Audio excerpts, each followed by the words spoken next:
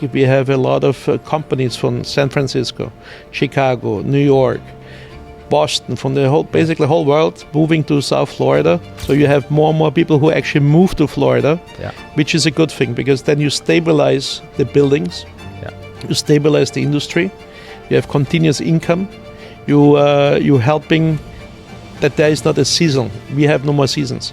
It's a continuous business, and I think this is a big change to Florida. Florida is not anymore the vacation hubs, and is a really the living hub. 80s, 90s, 2000s, you didn't have many restaurants or stores or shops anywhere close to these buildings. People always had to go in a car to go anywhere. Travel, And now you have basically, when you look in Miami, when you look in pretty much all the big centers, you have a walking traffic similar like we have in Europe. Welcome everybody to What Would It Cost Florida with your host Niels Decker, with our special guest Wolfgang Herz from Fortune Christie International Realty. It is a pleasure to have him. He has an extensive history. I don't even know where to begin, from cruises, from hotels, a history from Austria. I'm looking forward to speaking to you today. Welcome today.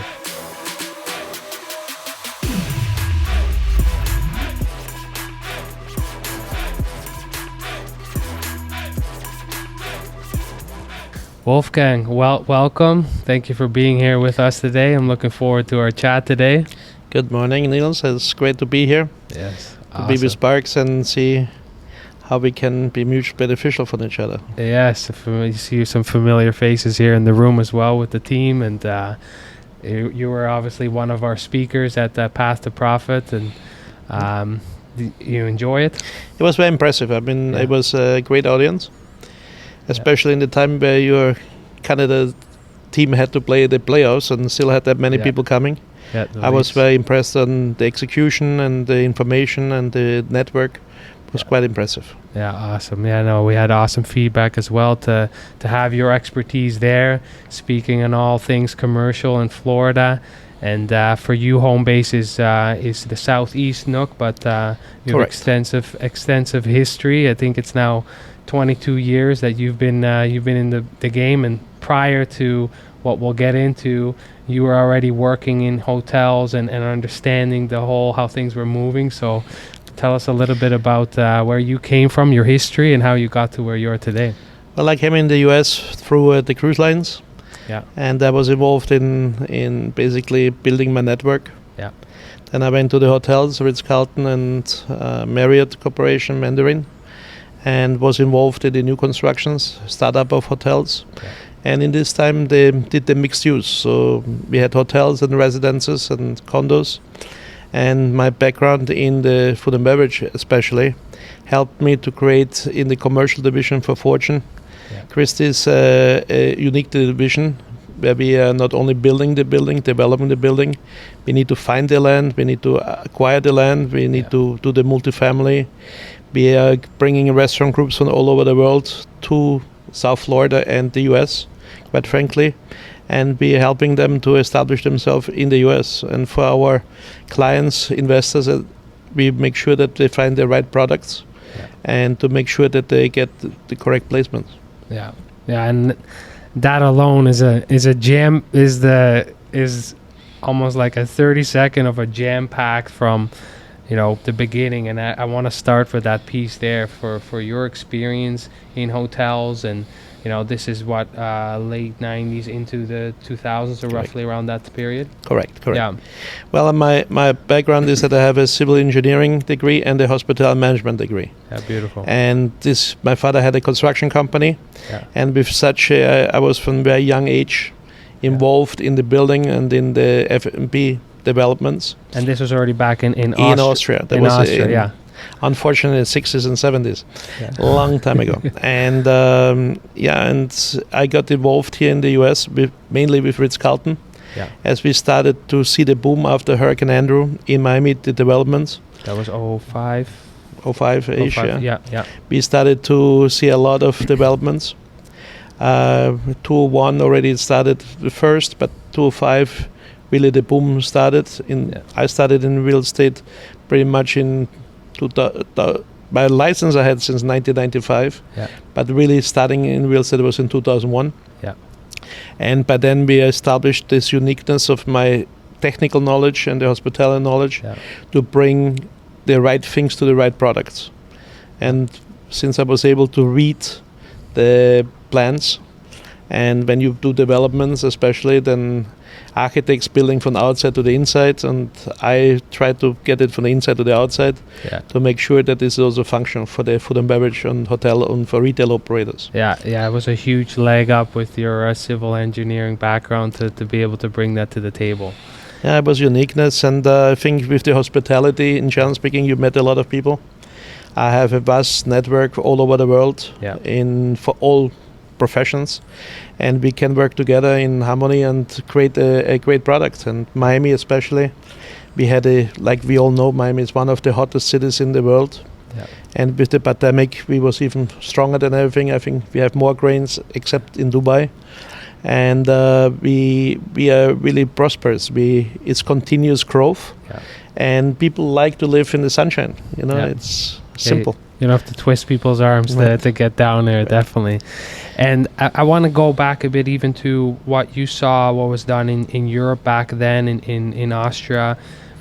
What did you experience when you first arrived here? What were some of the big differences that you saw and that you brought to the table?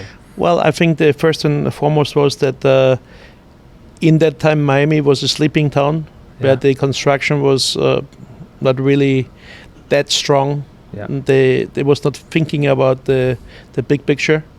I think we, as a team, we created the vision. And groups like the Related Group of Florida, which we represent, Fortune ourselves with our brand Shade Ocean and others, and many more we represent. We was able to create the right mixture of buildings and the right mixture of clientele. Yeah, got it. We have a good mixture. In respective to the investors, we are helping. In that time, especially in the 50s and 60s, was a lot of things built, which was not sustainable against the hurricanes. Now you have buildings who are sustainable to the hurricanes. You have things which is really safe for the investors, so they don't lose with a hurricane their income. So I think all of this said, we continuously growing, but now the buildings we're building is pretty much hurricane safe. Yeah, got it. So it's huge to see. Coming from Europe, you were able to also bring a vision, as you're saying, a sleeping city at that point in the early 2000s, and to create big vision as well as you were moving and growing. Yeah, with the team, with the different developers and our leadership, we was able to create this, and we was able to continuously improve it every day. Yeah, very cool. And would you say then that the buildings at that period, that was probably the real wake-up call? Because I think the prior bigger hurricane was maybe 80s. Correct. I forget around the time was 205. Hurricane Andrew definitely changed the approach. And it was very clear that you have to do better. You had to make clear that it is also sustainable. You need to make sure that the investments for any person who is investing, if this is the builder or the end user, needs to be secured. And I think that was the big change. And continuous improvements of the glass, the structure, the steel construction, and the materials was used. We don't have any more wood construction. We have solid construction, and all of this helped a lot. That's awesome. Very cool. And even on the side of things with hotels, I mean, looking back at what was going on early 2000s to that 20-year line. Tell us a little bit about that history. Well, basically, with the growing increase of the pricing of the land, the mixed-use projects was coming alive. So you had a lot. To be sustainable as a hotel, you should have around 100, 120, 150 hotel rooms minimum to make sure it's sustainable. The land is too expensive to build only a hotel, so we did a mixed use. So we have a hotel, we have offices, we have the condos on top, or rentals, apartments, depends in the areas, and that helped to make sure the whole thing is profitable. And also that you actually can use the slogan, live, work, and play. So you basically didn't have to travel too much in the high centers of Miami or in Fort Lauderdale, in Naples. We was able to create these mixed-use products. Orlando, to make sure it's sustainable. Yeah. Yeah, and I like that conversation, because I've been in those conversations a couple of times as well down here as well, is when they're talking about eliminating more of these industrial areas and let's move more and more towards mixed use. Correct. And but I think also a key element was before, in the 80s, 90s, 2000s, you didn't have many restaurants or stores or shops anywhere close to these buildings. People always had to go in a car to go anywhere. Travel, yeah. And now you have basically, when you look in Miami, when you look in pretty much all the big centers, you have a walking traffic similar like we have in Europe. So you actually, people can have their shopping by foot. They can go to restaurants by foot. Yeah. So entertainment zones was created to make sure people are not only in the car. So it tries to take away the traffic. How good, how bad. Of course, infrastructure-wise, we still have a lot to learn. Yeah. And since we are built on the Everglades, it's not that easy to go down, so we have to go up. Yeah. But all of this said, there's continuous improvements on people starting to really trying to find different ways to move the people without having cars. Yeah. Yeah, and that's a whole urban planning conversation, which is huge, which I'm sure you're having those conversations as you guys are creating more developments. And I think you guys are now, you were saying around 45 to 50 projects of about, 100 plus doors? Correct. Yeah. Correct. And as Fortune Christie's, we are working with all the different developers on the marketing side, and we hope to create a way to make sure everything is usable, that the people can move. And we're working already for 2028, 29, 30, 31, 32. So we are already 5, 6, 10 years ahead of the curve. And in that conversation, how is the Miami-Dade group and county and Broward County and Palm, does that look like a conversation with the mayor and yes, there's certain efforts. For example, the Bright Line was the first effort to connect the counties. Yeah. There is a tremendous growth in all of this, from Pompano to Jupiter, all the Boca, all the way down Fort Lauderdale and Miami-Dade. Yeah. So we are connecting the cities, we connecting the workforce, we connecting the preferences of the customers where they want to live, and they still can work where they want to work, to make it easier to be connectable. And especially through the pandemic, we have a lot of companies from San Francisco, Chicago, New York, Boston, from the whole world, moving to South Florida. And like in Texas, and especially Miami-Dade is very much into the .com, so a lot of Seattle and the new guys, so to speak, coming to make sure that they create creating the product for it, with the living space for it, what they are accustomed to it, and hopefully saying that also on the industrial side, with Amazon and with the shipping, and being still South Florida, especially Fort Lauderdale, Miami, with the two main ports, being essential for the European, American, and Latin American connection as a connection point to all the areas. I think it's very important that we don't forget also to have the warehouses, but even there we improved. Before warehouses was maybe 14 feet ceilings. Now we have warehouses with 30, 40, 50 feet ceilings. So we can go to horizontal, and we can make sure that we can go vertical, not only horizontal, so we can go vertical to make sure that we have enough storage space to accommodate the needs. Optimize the space and optimize the land. Yeah, and Europeans can talk a little bit about that with small spaces. So correct. Yeah, that's awesome. And I think with the bright line as well, what's the conversation that I'm hearing as well is, now that north south is being connected. Correct. I mean, it's curving up by Orlando eventually to Tampa, but now let's see what east and west we can do as well. Well, the plan is to connect all the way to Jacksonville. Yeah. And then you have basically Florida connected. So if you have the whole Miami, Boca, Jacksonville, Tampa, Orlando, Miami, then really Florida is connected in for many good reasons. Yeah, definitely. I definitely agree.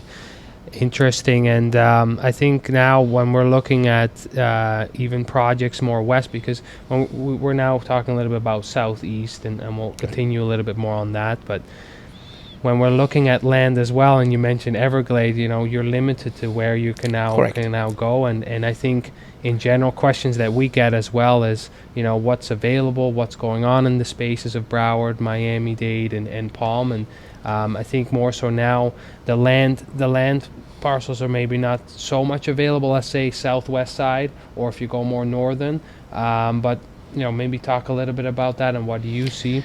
Well, what we see is that basically all the buildings which was built in the 30s, 40s, 50s, and 60s, they don't fulfill anymore the requirements. Yeah. So in today's market, doesn't matter if you look for multifamily, doesn't matter if you look for industrial, doesn't matter what areas you look, you need to go vertical, you need to go higher.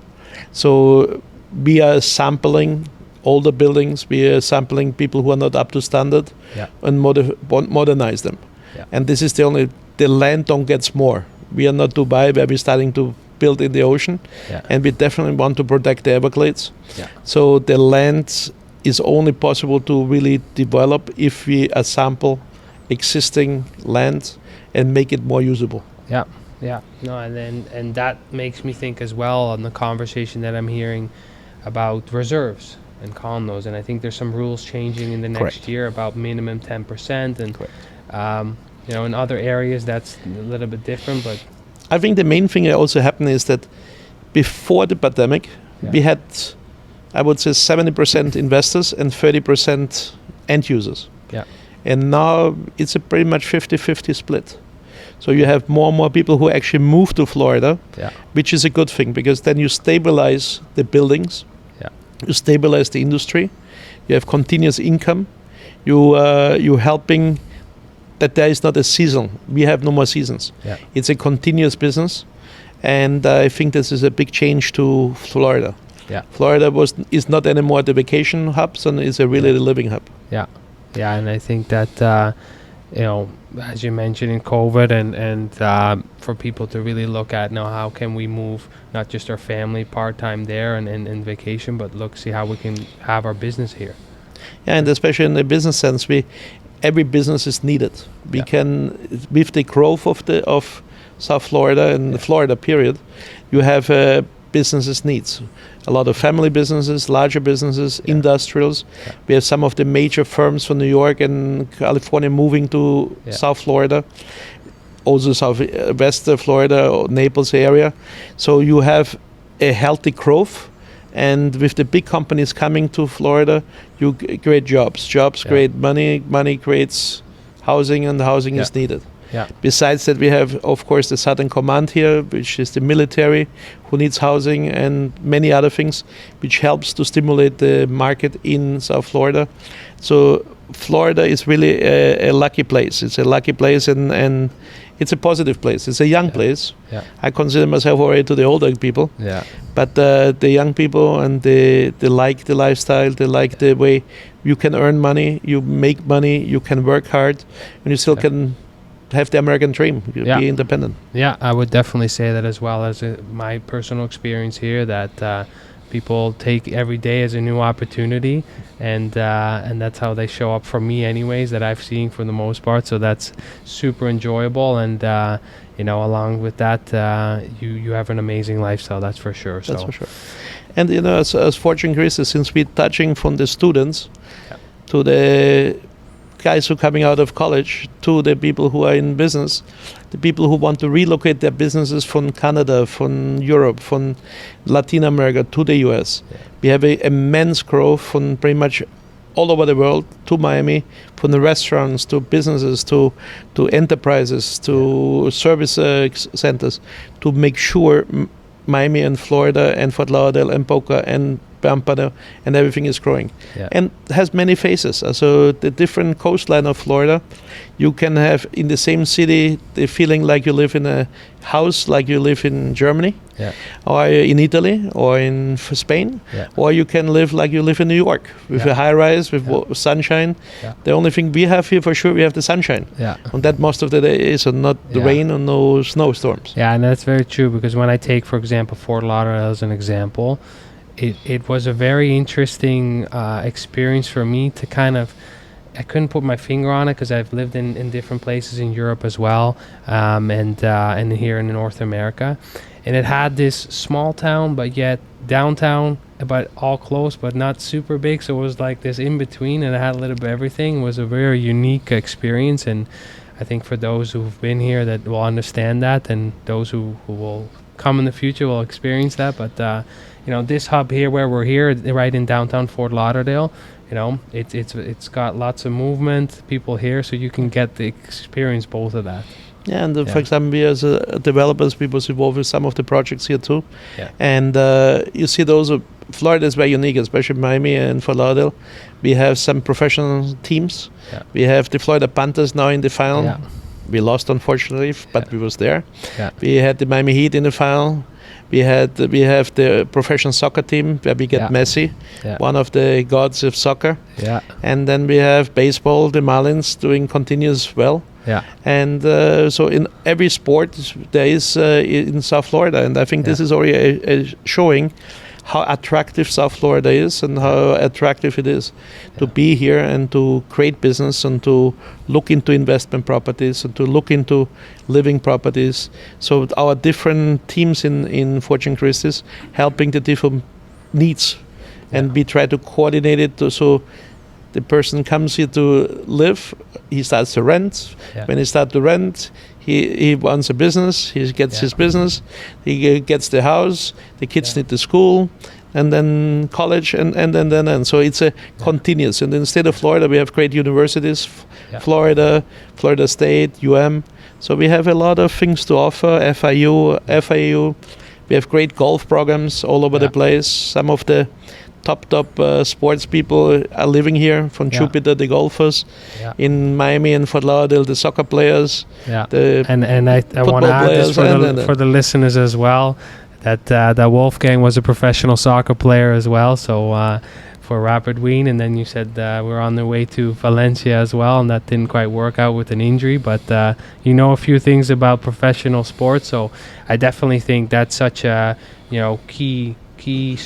cornerstone to how a province or a state is really operating and what they have to offer beyond restaurants, beyond entertainment, and family life as well, right? All these units come together.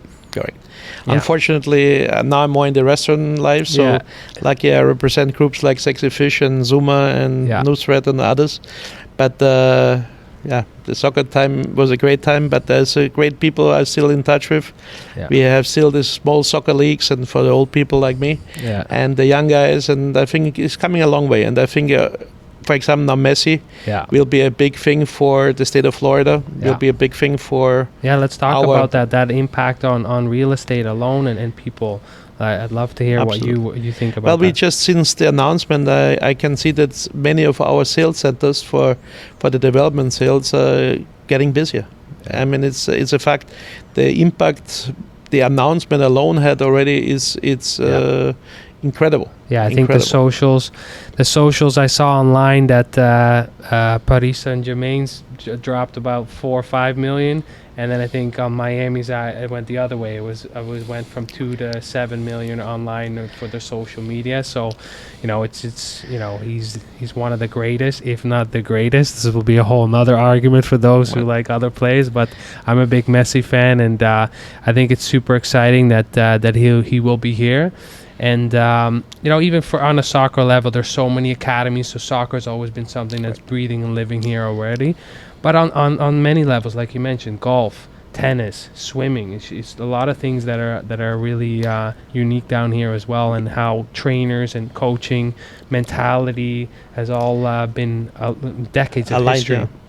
And it's talking about, for example, the Juventus Soccer Academy, the Paris Saint-Germain Soccer Academy. Yeah. This is all businesses who came to Miami, Fort Lauderdale areas, and established businesses. Yeah. We have rooftop, we have paddleball, we have a lot of businesses from, especially Europeans who come from Italy, from Germany, from Brazil, who started as business soccer academies, who started as business paddle academies, and luckily we are representing a couple of them. So it's a good mixture, so to create the sports sense and the professional sports sense to the young people in South Florida. Yeah, definitely. Very cool. And Yeah, it's unique to experience, and what a time to be alive to experience this. I think July 21st, his first game is with Miami. Granted, everything goes good, and he's always pretty injury free. So, and I think as well in the news, the national team for Argentina is actually moving their whole hub down here, which is not a surprise. So that's cool. But the other thing I wanted to bring up as well is that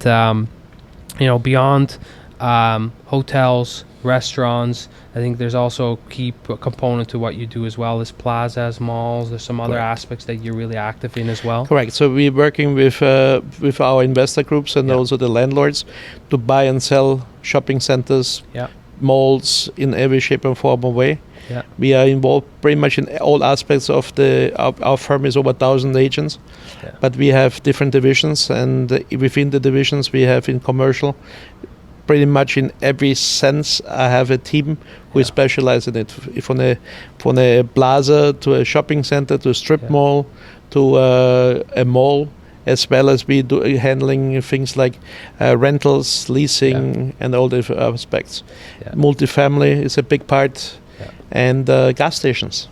A lot of gas stations is of interest for many people. Yeah. And then we represent big companies, like one of the largest catering companies. We just signed a 200,000 square foot lease where there will be 100,000 square foot kitchens for major catering company called Stu & Co., who handles the Formula 1 race, for example. Okay. The next spring we have in Florida the Formula 1 in Miami, which is very successful. Yeah. And all of this said is a lot of happening in South Florida. We're looking for different hubs all over the place. When we work with these large groups, we need to be all over, from Vegas to LA to Boston and so on, and New York, and we're trying to find the right fits. Yeah, very cool, and definitely your team is huge, a very big team. So, and like you said, if you need to be in many places and you have many projects from developments to restaurants to shopping malls to residential, to all aspects of these commercial facets, what is it something that has really excelled to have to, because managing huge teams takes something, and it takes a special culture to be able to grow and successfully grow. It's all about training and making sure that everybody is really studying their areas well, and I think our European approach, trying to really know what we're talking about, is helping. We have in the different areas people who are having backgrounds, or this is in banking, or this is in construction, or this is in hotel. So that helps a lot. So they understand the needs of the different clients, and they can adjust to the different clients. Yeah. So I'm hearing a real sense of like looking at, what can someone master. So really being able to hone in and focus in what they're delivering for clients, and as well a big part of it is being able to scout top talent. Correct. And being able to add. Well, not only that you have the top talent, is also, I think, the biggest learning curve I had is as I was involved with the cruise lines, as I was with Royal Caribbean. Yeah. We build cruise ships who have everything. You have every retail you can imagine. You have every food and beverage you can imagine. Yeah. You have accommodations on small spaces to large spaces, and you have to maximize every single inch of it. And that helps you in construction as well as in retail, in restaurant operation, to maximize the space. And this was a great learning curve for me for 14 years. And because it's almost like a little mini town. It's a mini town. It's a full. From creating their own water to creating, taking care about the rubbish and making sure that everything is correctly done. It helped me a lot to understand how we can maximize space. When we do developments, when our architects, who are fantastic architects from all over the world, creating something, but you can maybe point out the one or other thing which could be even more efficient. So the apartments, the condos, the retail spaces getting efficient, and they're getting built in a way that they're operational. Yeah, very cool to hear. Yeah, that's awesome. And I think what I wanted to ask next is where can people find you? How can they get a hold of you? Well, Fortune Christie's, Hertz to Po Group. We are placed in Brickell, and we are a full service company. Yeah. We work with investors as well as privately owners. Yeah. And as Fortune Christie's, we are at 66 Brickell Avenue, Miami, right by Key Biscayne entrance. And we're looking forward to helping everybody who needs help. Yeah. And we like to be a partner in your search for your future. Yeah.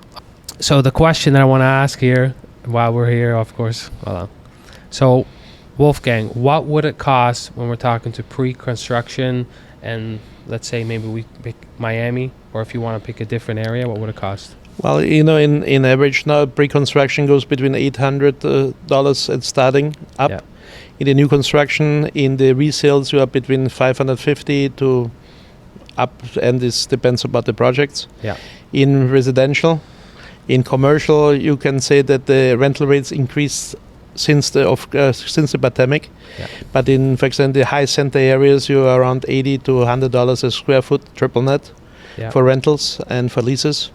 And in sales, you can think about anywhere between $1,000 and $1,500 a square foot for commercial spaces. For commercial spaces, okay. Awesome. And then for a residential, let's say when we look into Broward, would you see how much of a difference?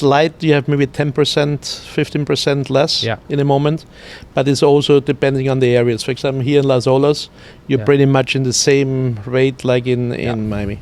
Yeah. And then Palm, you have different areas too. Palm Beach too. So it depends about the areas. In general speaking, all the major centers have the same rates. Yeah. And to upset it, especially for the restaurant groups, a lot of them have base rents plus percentage rents to make sure the risk factor is covered on the operation. Okay, awesome. Well, thank you. It was a pleasure to have you on today, and especially someone with such a wealth of knowledge. I love these conversations. My ears are always wide open to hear what you have to say. So thank you for coming down. Well, thanks to Niels and also Sparks. I think Sparks is a great partner in especially financing world, and I think that there will be some great opportunities for each other. Definitely. Thank you. Thank you. Thank you, listeners, for tuning in today. We look forward to having you on our next What Would It Cost Florida episode. See you.